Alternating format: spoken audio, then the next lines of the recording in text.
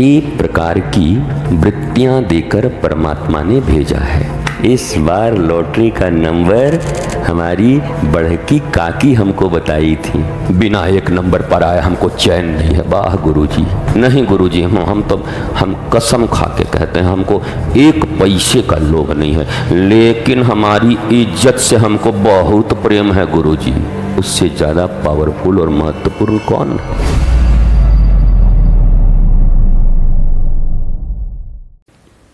देवाधिदेव महादेव का ये मास श्रावण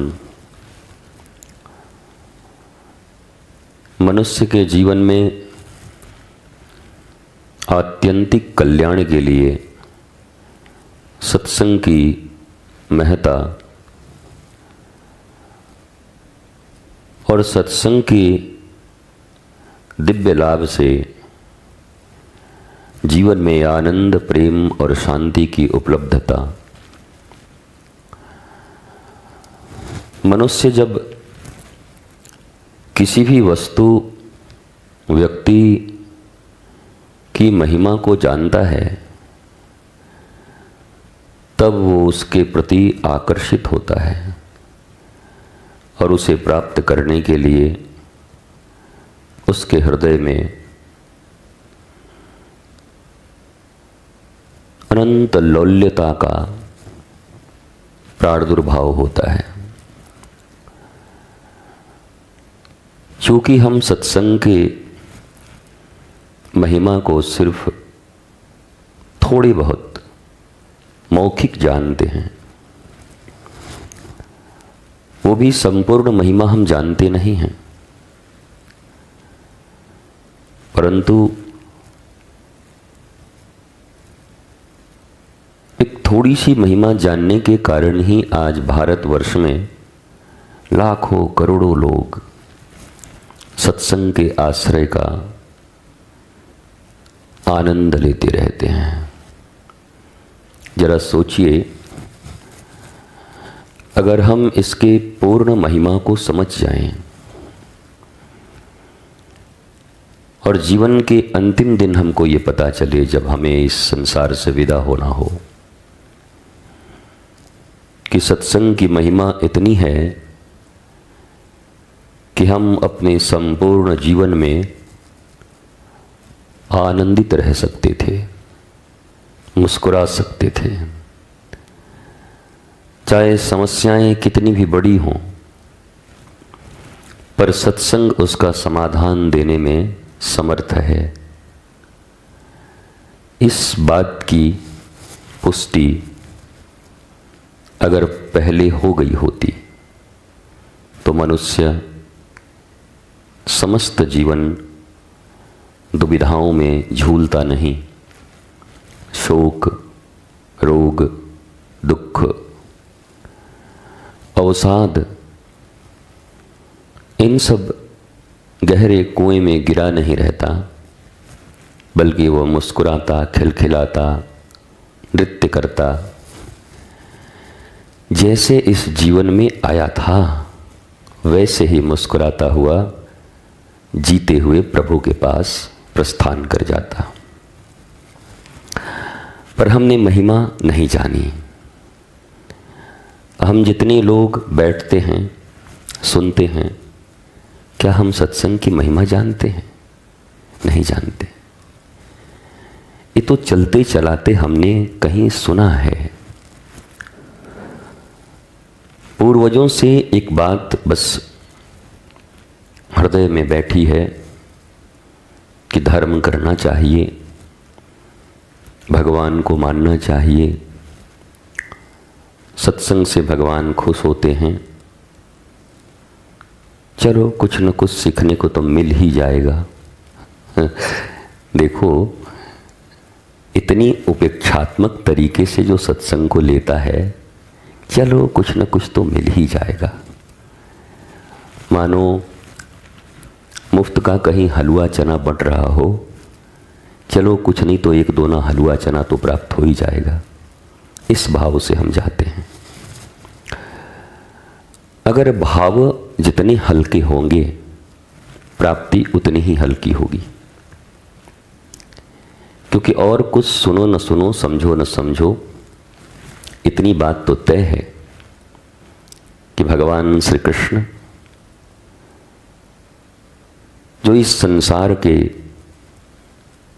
जन्मदाता हैं, पालन करता है और संहार करता है, सब हैं वही। सच्चिदानंद रूपाय विश्वोत्पत्त्यादि हेतवे तापत्रय विनाशाय श्री कृष्णाय वयं नमः। हाँ, ये शंका हमें न हो कि ऐसा कृष्ण भगवान तो केवल पालने वाले हैं ना। श्रीमद् भागवत जी के महिमा के प्रथम श्लोक में ही इस बात का आधार हमें दे दिया गया है कि विश्वोत्पत्त्यादि हेतवे, विश्व के उत्पत्ति, पालन और संहार के कारण तीनों श्री कृष्णाय वयं नमः। ऐसे श्री कृष्ण के चरण में हम नमन करते हैं, प्रणाम करते हैं, वंदन करते हैं। तो यह जब हमें ज्ञात हो जाए कि जन्म देने वाला वही है, पालन करने वाला वही है और संहार करने वाला भी वही है। इस दुनिया में किसी भी मनुष्य के साथ हमारा आपका संबंध किस बात पर आधारित होता है? उस मनुष्य की महिमा पर। मौसी तो 5 होती है, बुआ तो 4 होती है, पर उसमें कोई बुआ, कोई मौसी जहां घन घन थोड़ा ज़्यादा हो, टनाटन देती हो, तो वहां महिमा कुछ ज़्यादा। वो बीच वाली बुआ बहुत मानती है हमको, और तुम भी उतना ही मानते हो। बुआ तो सभी हैं, 4-5 हैं, पर कोई एक बुआ पसंद आती है, वो भी ठीक ठाक रही तब। नहीं तो 3 बुआ हैं, तीनों को हम बोलते हैं तीनों कुल नासिनी हैं, हमारा घर नाश करने पे पड़ी है। मौसी में छोटी वाली थोड़ा ठीक है। और अब हम क्या कहें, इससे बढ़िया तो जो हमारी मतलब चचेरी के ममेरी के फुफेरी बुआ है ना, वो हमको बहुत मानती हैं जी। लेन देन ठीक ठाक है जी, आना जाना सब ठीक है। हमारी महिमा का आधार क्या है? हमने जो आधार बनाया है, पैसा या वैल्यू। अगर कोई अहंकारी आदमी है तो उसको बस केवल वाह वाह वाह वाह क्या बात है, माने डोनाल्ड ट्रंप के बाद मैं आप ही को देखता हूँ, बस उसको ऐसे फूल के कुप्पा हो करके। अहंकारियों को फुलाने में कोई ज़्यादा समय थोड़ी लगता है। तो आपके मन में 6 प्रकार की वृत्तियां देकर परमात्मा ने भेजा है। पहला काम है, कामना। दूसरा क्रोध। तीसरा मद, अहंकार। चौथा लोभ, मोह 5वां, और ईर्ष्या 6ठा। 6 चीजें ईश्वर ने आपको दी हैं, और ये 6 सबको प्रिय है। दुनिया में इन 6 के 6 से ज्यादा अपने हमारे कोई नहीं है। वर्तमान में शरीर और मन इन 6 में आबद्ध है, आसक्त है पूर्ण तरीके से। कोई काम के वशीभूत है, कोई क्रोध के वशीभूत है। क्रोध के वशीभूत कौन है? जिसका काम पूरा नहीं हो रहा है। श्री कृष्ण ने क्लियर कर दिया बाद में कि महाराज जी क्रोध किनको आता है? कहा जिनकी कामनाएं पूर्ण नहीं होती वो क्रोधित हो जाते हैं। और महाराज ये लोभी कौन है? बोला जिनकी कामनाएं पूर्ण हो जाएं उनको और चाहिए। है इस बार लॉटरी का नंबर हमारी बढ़की काकी हमको बताई थी, इस बार फिर बताएंगी, फिर निकल जाएगी। फिर निकल गया, अरे काकी नहीं भगवान हैं। फिर बताएंगी, सारा पैसा लगा दें। काकी ने बताया और सब डूब गया, आदमी आत्महत्या कर लिया, फिर जाके मर गया, खत्म हो। लोभ ऐसा खतरनाक है। तो कामना, क्रोध, मद, अहंकार किसको प्रिय नहीं है?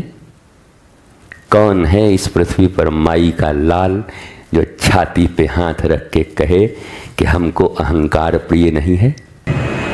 कोई घूम के पूरी पृथ्वी घुमाओ और कहे कि हमको अहंकार प्रिय नहीं है। सबको प्रिय है। अपनी प्रतिष्ठा, मेरा सम्मान हो, मुझसे अच्छे से बात करें लोग, सबके बीच में, परिवार के बीच में जब कोई देखे तो पहले हमारी पूछ हो।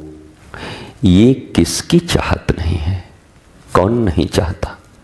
समाज में सबसे आगे हम रहें।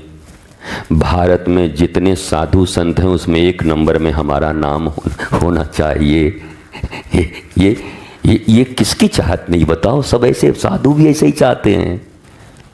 अब पूछते भी हैं लोगों से, कहो आजकल हमारा क्या नंबर है फॉलोअर में? चेला बता रहा है, गुरुजी हम तीसरे पर हैं, दूसरे में आने की कोशिश में लगे रहो, बिना 1 नंबर पर आए हमको चैन नहीं है। वाह गुरुजी, गुरुजी के हाल है।